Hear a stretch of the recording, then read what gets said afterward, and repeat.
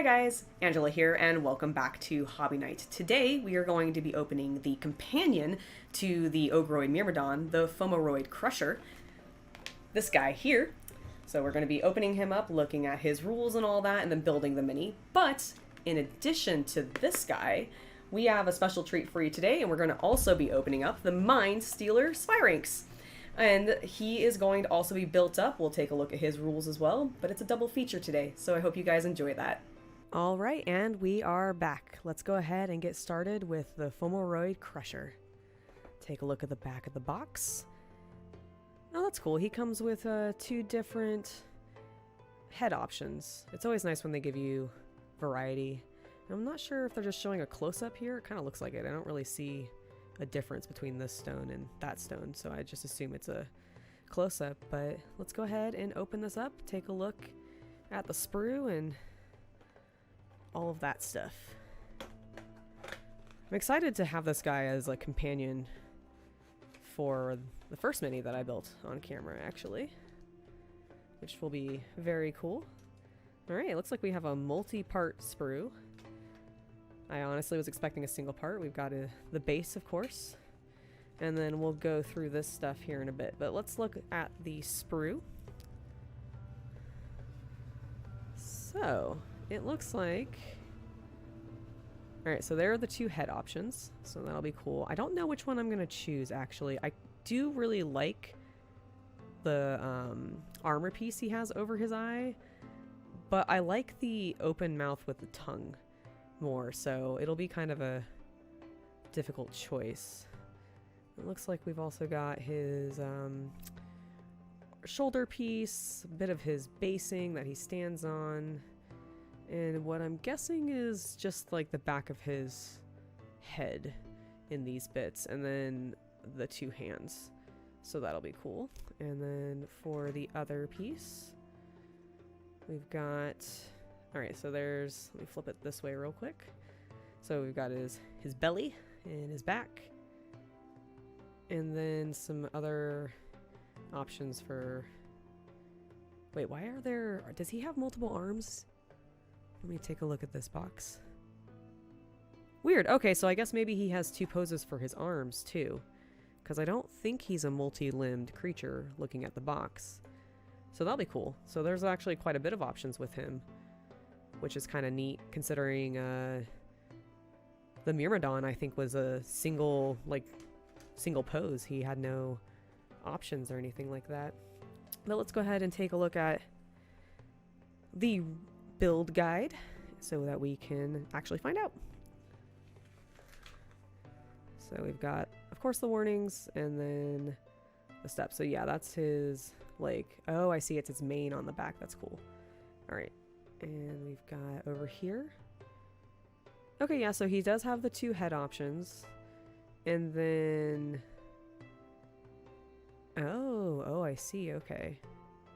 That's cool. So he does have two options for this hand. So he can either be dragging something or just holding a rock. I actually think I kind of like the dragging arm better, but we'll see. And then last but not least, of course, the other option... Okay, and I see it's a different grip, so he does have two options there as well.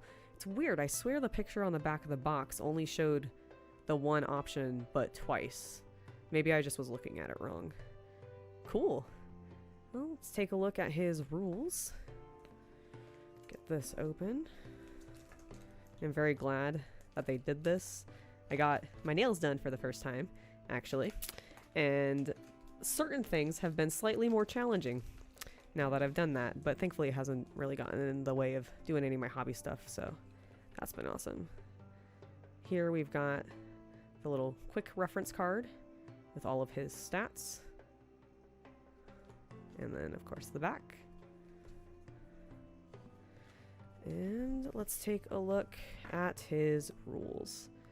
Abilities for the Fomoroid Crusher. Double Hurl Masonry. A fighter can use this ability only if they are within 1 inch of an obstacle. Pick up an enemy fighter within 8 inches of this fighter and roll a dice. I would have said roll a die because it's singular, but you know, it's fine. On a 3 to 4, allocate 1 damage point to that fighter.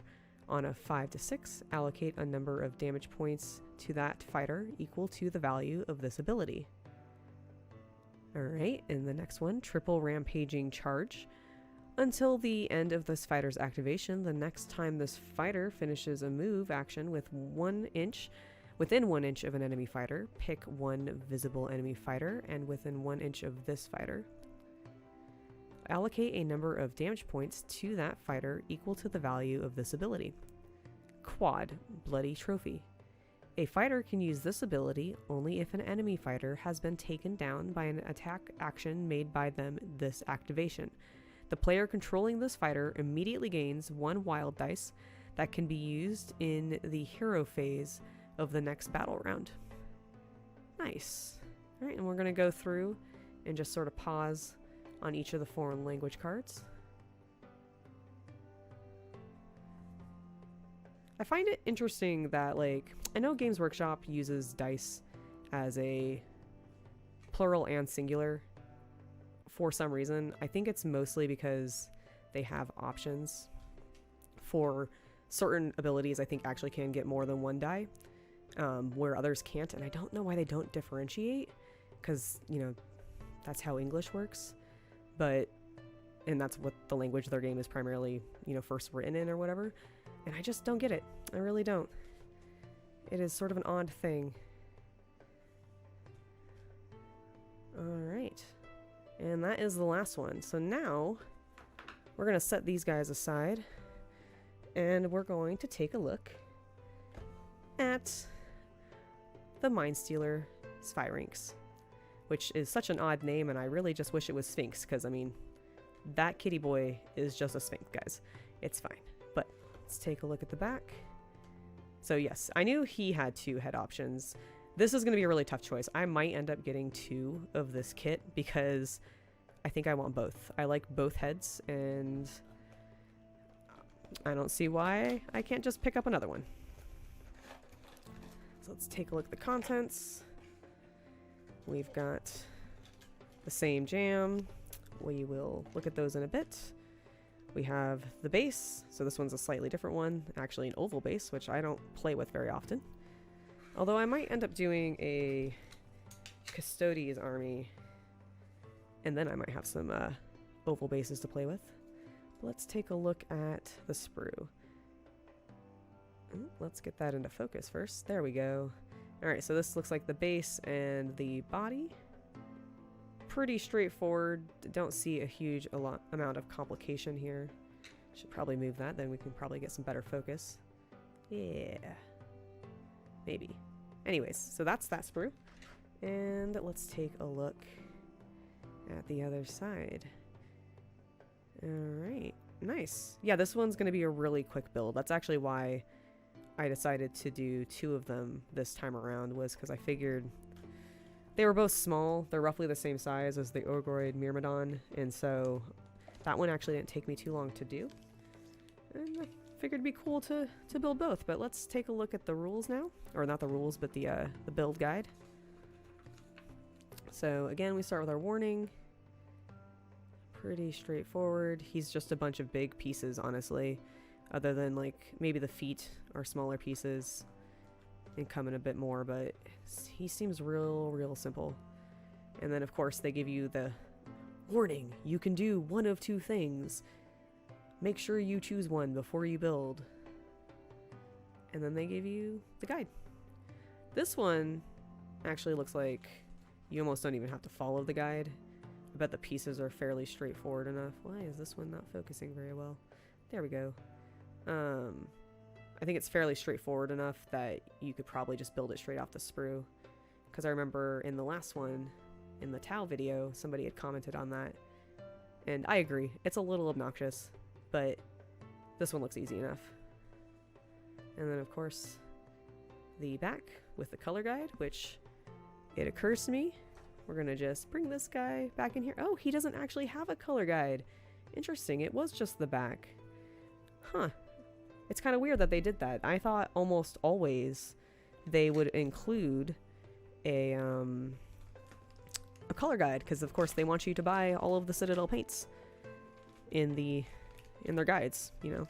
They are business after all. Let's take a look at his card. So here's the back. Looks like pretty much all the other ones.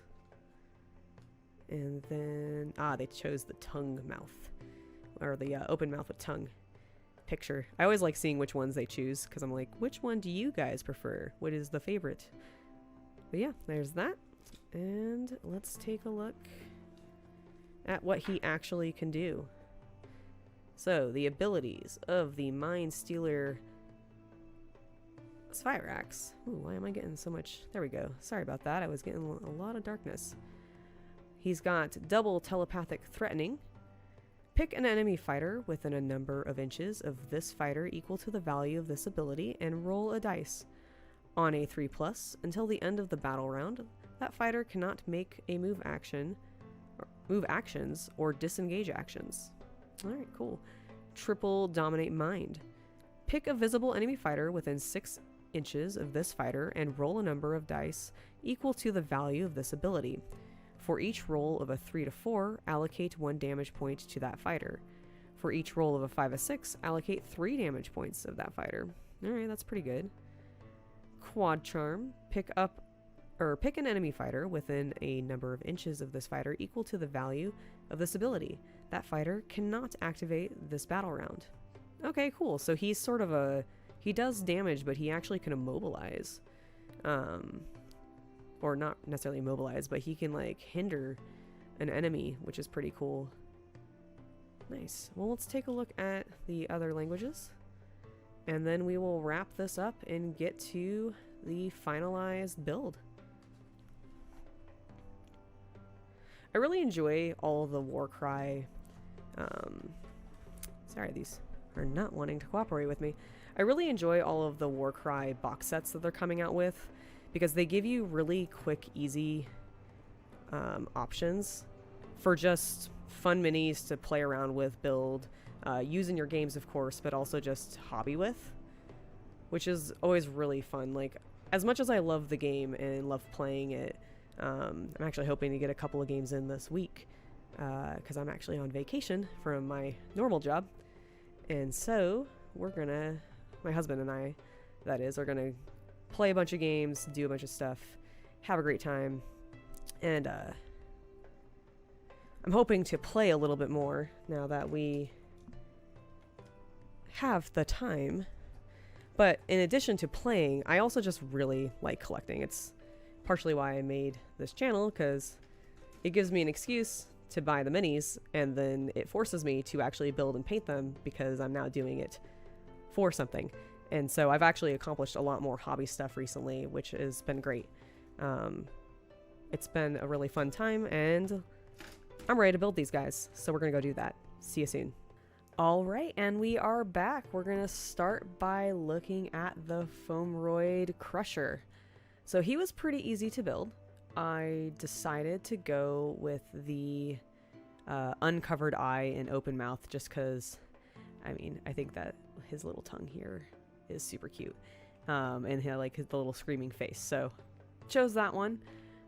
He went together honestly pretty well. He's mostly just the torso. His legs come in a couple pieces, as you probably saw when we looked at the sprue, but yeah, no, it went super easy. I also decided to go with the hand where he was holding the like pillar thing, and he had the chain still that he was attached to, so I assume he was attached to this, because as you can see right there, it's connected, and then it's connected to the thing around his arm. I like that one more. I thought it worked better. The rock I kind of thought was sort of dull, so yeah, that's why I chose that one.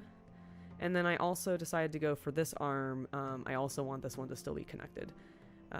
I just thought, I don't know, I like the look of it.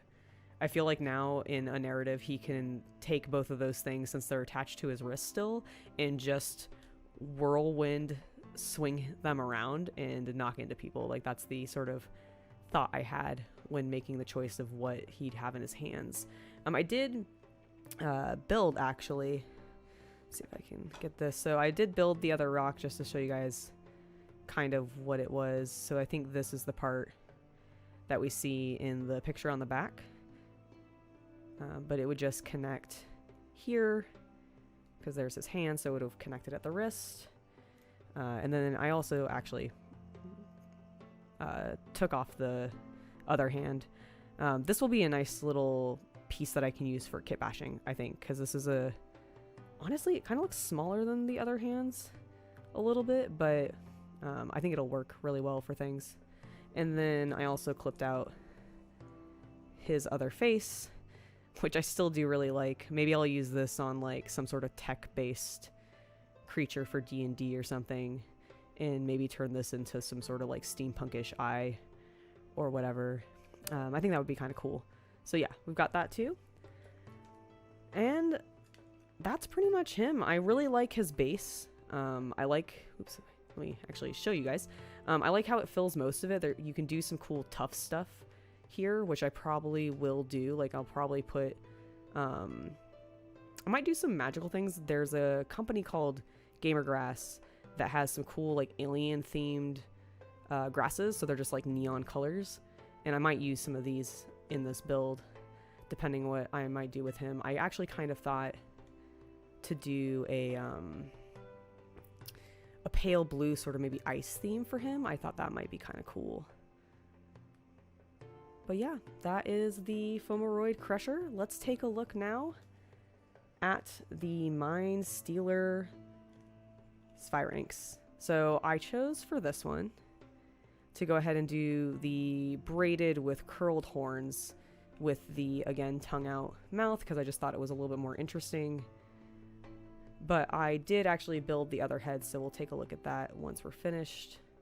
The heads are specific to one of the neck pieces, because they turn different directions from one another.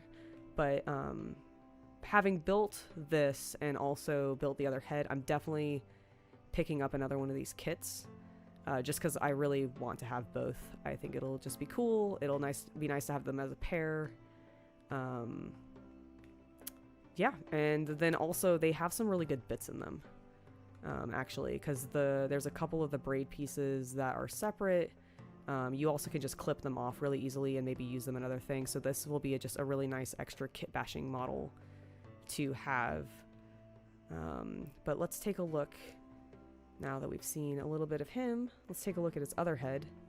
So this is the other one. It's got the more sort of back. I always imagine tieflings with this sort of horn shape. I know they can have whatever horn shape they want, but like in my head, this is sort of the classic look. And then he's got the cool sort of Egyptian style. I don't remember what the actual name for the chin piece that they have, but that's the look sort of going here.